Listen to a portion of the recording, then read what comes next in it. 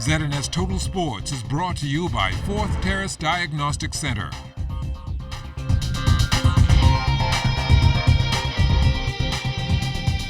Welcome to sports, everybody. The BAISS Best of 3 Softball Championships continuing yesterday in junior girls play. Sacs Big Red Machine going on the road. They dug themselves an early hole going down 10-0 to the Charles W. Saunders Cougars. The Big Red Machine eventually got on track and made this a ball game, but in the end, that deficit too much to overcome. The Cougars hold on for an 11-8 Game 1 victory. The girls started to fall apart a little bit late, but Coach whispered some words to them and they were able to pull it back together. The girls at the beginning of the game were a little nervous, but they came back like you said. They practiced hard, they put whatever we did in practice and they executed coming down to the end, especially with the bats. The girls had a very good start. I think we have the best junior hitting team in the BAISS. And so we put up a lot of runs early due to the immense amount of hitting the good hitting that we had. Okay, and we always want to work from a cushion, okay, and that 10 runs was our cushion. Set for tomorrow at SAC. The Big Red Machine needs to win to force a winner-take-all Game 3 on Friday. If CW Saunders wins, they'll hoist the championship trophy and celebrate an undefeated season. I love the momentum. I love how we finish off the game. A lot of energy, a lot of hits, executing the plays and so on. We ain't changing nothing, okay? We can work on some little bit more pitching techniques, but SAC ain't really see our strongest pitcher yet, you know, and I may go with her just as well as I may not. The key is going to be as far as to come out from the break and let's start hitting the ball. Once we hit, we're going to be okay. The government secondary schools best of 3 volleyball playoffs on court yesterday as well at D.W. Davis. Junior boys action between the C.H. Reeves Raptors and the A.F. Adelaide Tigers. Raptors taking the series opener on Monday, and they started strong yesterday. A.F. Adelaide made a run in the second set but came up short. C.H. Reeves moving into the championship with a 17-2, 17-14 win. Good set. They did as I asked them to, and then they went into the second set, got relaxed. And then I had to call a timeout and let them know, hey, let's go. Let's win this game and get ready for championship on Thursday. The LW Young Golden Eagles and SC McPherson Sharks playing for the right to meet the Raptors in the championship. LW Young taking the opener on Monday, but SC not going down without a fight. Sharks win in straight sets 17-13, 19-18, meaning a third and deciding match is needed to determine who moves on to the big dance. For the win. It was a nail biter, I must say. Coach Brooks did an excellent job. The boys stayed focused. They were off their game yesterday, but they came back, they're settled. They stuck to the game plan and we proved to be victorious.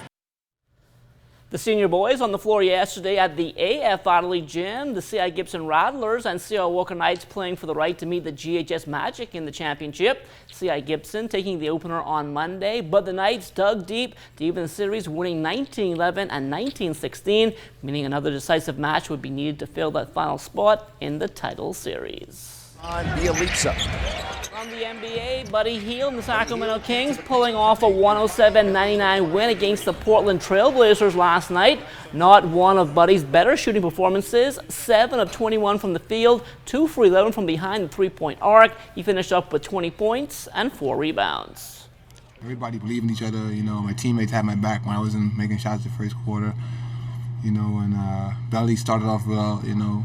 And just everybody staying together as a group and just connecting with each other and supporting each other and just guarding too. I feel like that playing defenses was big for us, and that carried on us in transition. You know, we missed a lot of layups, missed a lot of easy ones, but that's basketball, you know. But you know, we digged in, we keep fighting, and we're able to get the win.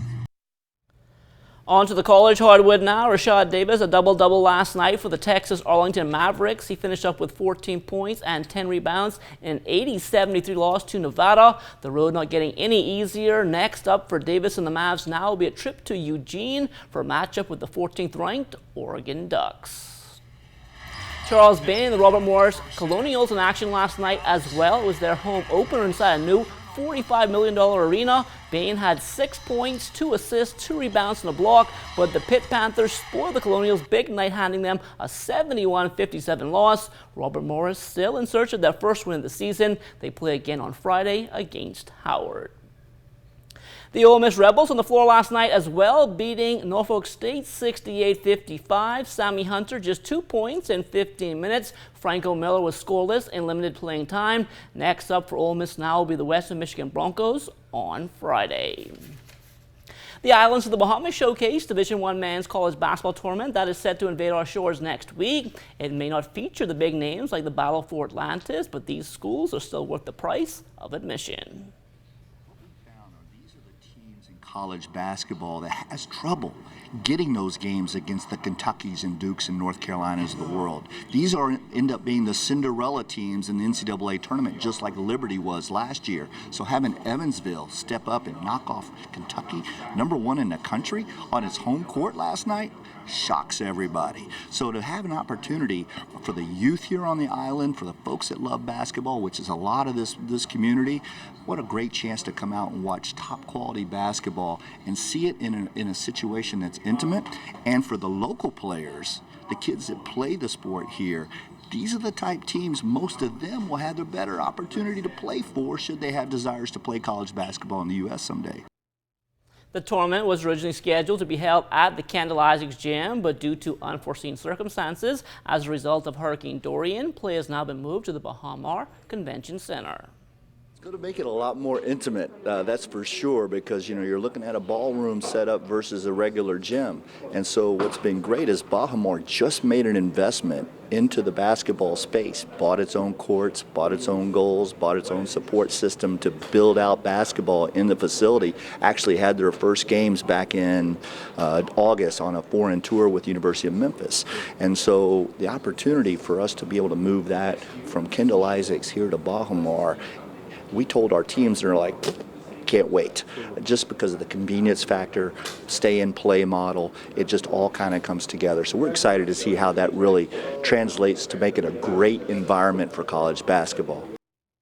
The Islands of the Bahamas showcase not the only event being moved because of Hurricane Dorian. The Great ABACO Classic Golf Tournament has to relocate as well.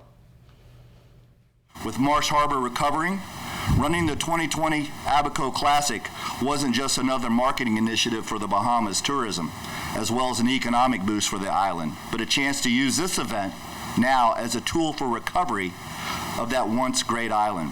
As we all came to the realization of the total damage that had occurred, we got together with our partners at the PGA Tour and devised a plan to continue the event in 2020, yet not be a burden to tourism. So we're excited to stand before you today and announce that the 2020 The Bahamas Great ABACO Classic will be played at Bahamas. So this beautiful Jack Nicklaus design course will play host to 132 golfers the week of January 16th through the 22nd. And there will be others, including caddies, production personnel, tour staff, and more, all sampling this beautiful resort while some of the best golf in the world is played on these incredible holes. Tourism Minister, the Honorable Dionisio de Aguilar, giving the full support of the Bahamian government. The relocated Great ABACO Classic will find a welcome home at Bahamas Royal Blue Golf Club and will certainly live up to the reputation it has established as ABACO's premier golf tournament. Our destination will garner invaluable exposure through the coverage that will be given to the event via the Golf Channel. The Bahamas has in the PGA Tour an excellent partner in achieving a goal that we have set for ourselves as a destination. And I can assure you that in short order, when ABACO returns, this event will move back to ABACO and the golf tournament will continue. That will do it for sports. The Bahamas Tonight comes back after the break. ZNS Total Sports is brought to you by 4th Terrace Diagnostic Center.